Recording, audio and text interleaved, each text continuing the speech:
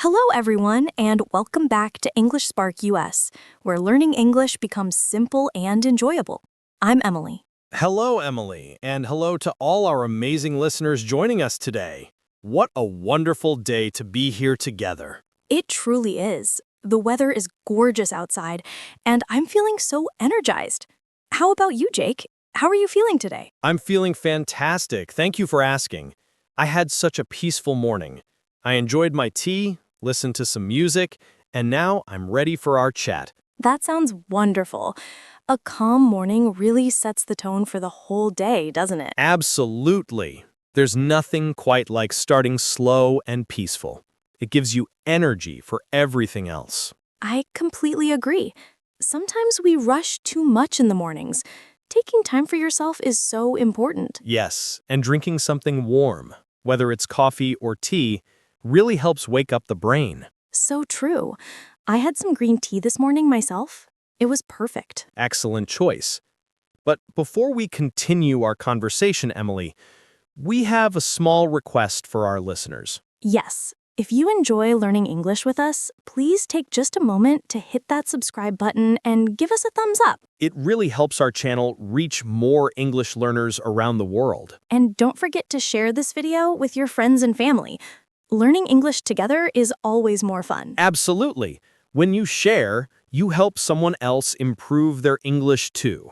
That's a wonderful gift. We appreciate every single one of you. Your support means everything to us. Now, Emily, let's get into our conversation. Tell me about your week. Did anything exciting happen? Oh, Jake, my week was incredibly hectic. I mean, really busy. You always seem to be running around, Emily. What happened this time? Well, last weekend was my cousin's birthday. We decided to throw a special celebration. Oh, that's lovely. Happy birthday to your cousin. Did you have a big party? We did. But it wasn't just any ordinary party, it was a surprise party. Ooh, a surprise party. I absolutely love surprise parties. They're so exciting. Me too. But let me tell you, organizing this one was extremely challenging. Why was it so difficult to organize? Because my cousin is incredibly observant. She notices everything and misses nothing. I understand completely. It's very hard to keep secrets from people who pay attention. Exactly. So we made a simple plan. The whole family gathered at my aunt's house. Okay, setting the scene. What happened next? We turned off every single light in the house. Complete darkness everywhere. Classic surprise party setup. Very traditional. Yes. Then we all found hiding spots. I hid behind the big armchair. My mom hid behind the long curtains. And where did everyone else hide? My uncle actually squeezed himself into the storage closet in the hallway. In the storage closet, was there even room for him? Barely. He was surrounded by coats and boxes. We all waited quietly in the dark. Waiting is definitely the hardest part of any surprise party. It really is. Every minute felt like an hour. We kept whispering, "Is she here yet?" The anticipation must have been intense. Finally, after what seemed like forever, we heard a car pulling into the driveway. This is getting exciting. Then we heard the front door handle turning. Click. Everyone held their breath. The moment of truth. We heard footsteps approaching. Tap, tap, tap, tap. Getting closer and closer. The suspense is killing me. What happened next? The living room door swung open. We all leaped up from our hiding spots. And then? We screamed at the top of our lungs, "Surprise!" Perfect execution. Was your cousin completely shocked? Well, someone was definitely shocked, but it wasn't my cousin. What? Oh no! Who was it then? It was the food delivery guy from the restaurant down the street. No way. You surprised the delivery person? Yes, the poor man was standing there holding bags of Chinese food we had ordered earlier. Oh my goodness. That poor delivery man, what did he do? He was absolutely terrified. Suddenly, 10 people were jumping at him in the dark, screaming. He must have been so scared. He almost dropped all the food containers. His eyes were huge with fear. What did your family do? We apologized immediately. We kept saying, "We're so sorry. We thought you were someone else." Did he eventually calm down? Yes, after a few minutes, he started laughing with us. We all felt so embarrassed. Please tell me you gave him something extra for that scare. Of course we did. We gave him a very generous tip for his trouble. He definitely deserved extra money after an experience like that. Definitely. But then, about 10 minutes later, my cousin actually arrived. Please tell me you managed to surprise her properly this time. Here's the funny thing. We were all laughing so hard about the delivery man incident. Oh no, you forgot to hide again? Exactly.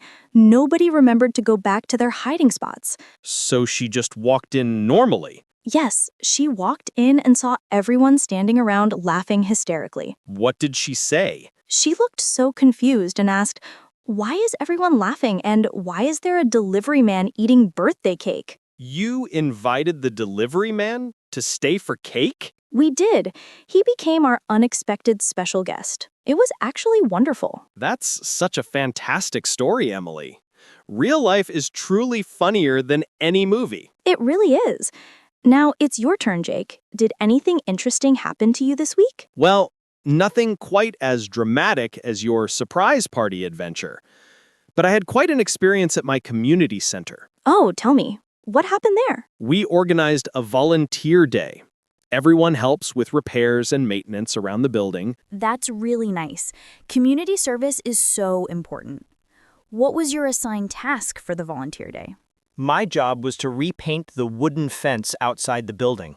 Painting sounds relaxing. I enjoy painting. What color did you use? Beautiful, bright white paint. Nice and clean looking. Very classic choice. So how did it go? Did you do a good job? I thought I was doing well, but I must confess I'm not very skilled with paintbrushes or tools. Uh-oh, that doesn't sound promising. What went wrong? I was carefully painting the top section of the fence, moving the brush smoothly back and forth. That sounds correct so far. But I didn't notice the wind picking up behind me. The wind? What happened with the wind? A strong gust of wind suddenly blew. The wet paint flew right off my brush. Oh dear, where did all that paint go? It went all over my face, right across my nose, and completely covering my glasses. Jake, you had a completely white nose. I looked like either a circus clown or a Halloween ghost. Maybe both. Did anyone from the community center see you like that? Oh, everyone saw me. The center director saw me. Mrs. Patterson, the elderly volunteer, saw me. Oh, no, Mrs. Patterson. She seems like a very serious woman. She is. She walked over slowly, looked at me over her reading glasses, and handed me a clean towel. What did she say to you? She said very calmly, "Young man, the paint is supposed to go on the wood, not on your nose." She's absolutely right about that. I know. It took me almost 40 minutes to properly clean my glasses after that. At least the fence turned out looking good, right? The fence looks beautiful now, and my face is finally clean again. That's what matters. Hard work sometimes comes with a little mess along the way. Exactly. A little mess never hurt anyone. Speaking of work, how are things at your office lately? Work has been good overall, but yesterday was particularly stressful. What made yesterday stressful? The entire internet system stopped working completely. Oh, I absolutely hate when that happens. No internet is a major problem these days. It was a complete disaster. We rely on computers for absolutely everything we do. So, what did everyone do without internet access? We basically just sat at our desks for about 3 hours doing nothing. 3 hours? That's a long time just sitting around. Yes, we chatted, drank lots of coffee.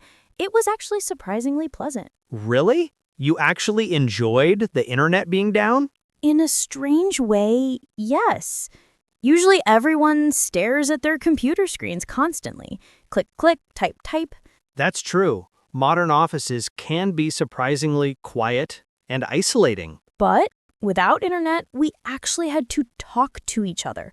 I learned so much about my colleagues. Like what? Tell me something interesting. I discovered that my colleague Maria is obsessed with hand plants. She has over 20 plants at home. 20 plants? That's practically a greenhouse.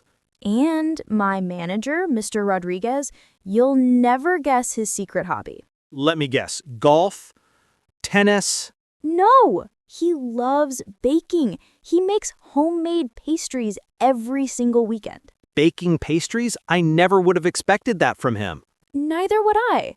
He seems so serious at work, but he's passionate about making croissants. See, when technology stops working, real human connection begins. That's absolutely true. It was such a nice break from our normal routine. But then what happened? Eventually, the internet came back on, and immediately, everyone returned to their screens. Back to the silence? Yes, but there's one difference now. We actually smile at each other more often.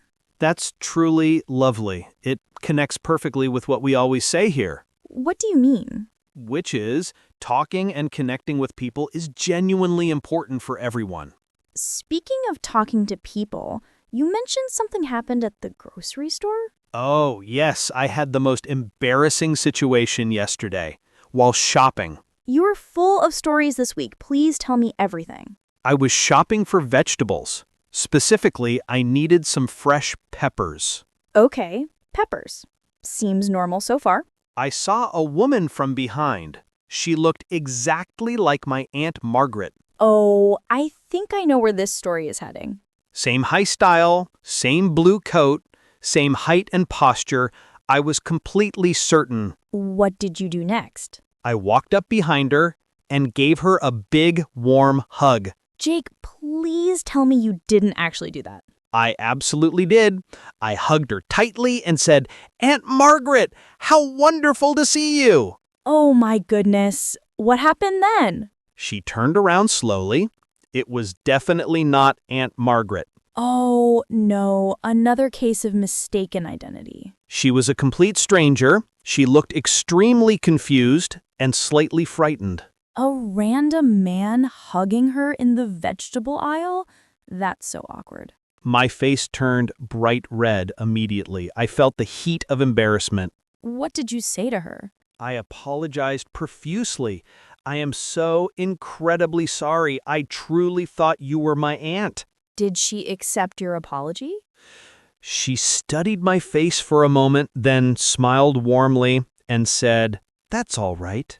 Then she added something beautiful. She said, "I wish I had family who hugged me like that." Aw, that's actually incredibly sweet and touching.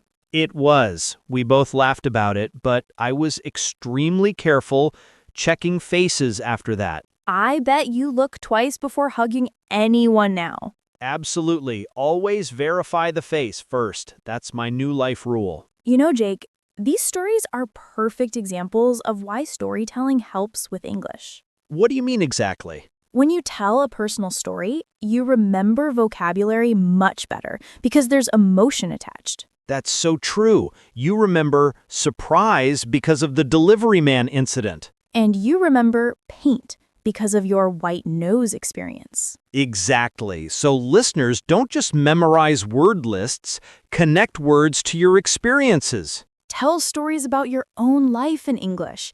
Even short, simple sentences help tremendously. Practice in the mirror. Talk to your pets. Tell your plants about your day. Maria probably talks to her 20 plants in English already. Well, everyone, this was such a delightful conversation. We had so much fun today. We truly hope you enjoyed listening and learned something new with us. Now we have a question for you. Have you ever had a funny misunderstanding? Share your stories in the comments below. We love reading them. Please subscribe to English Spark US and hit the notification bell. Thank you for joining us. Keep practicing, keep smiling, and we'll see you next time.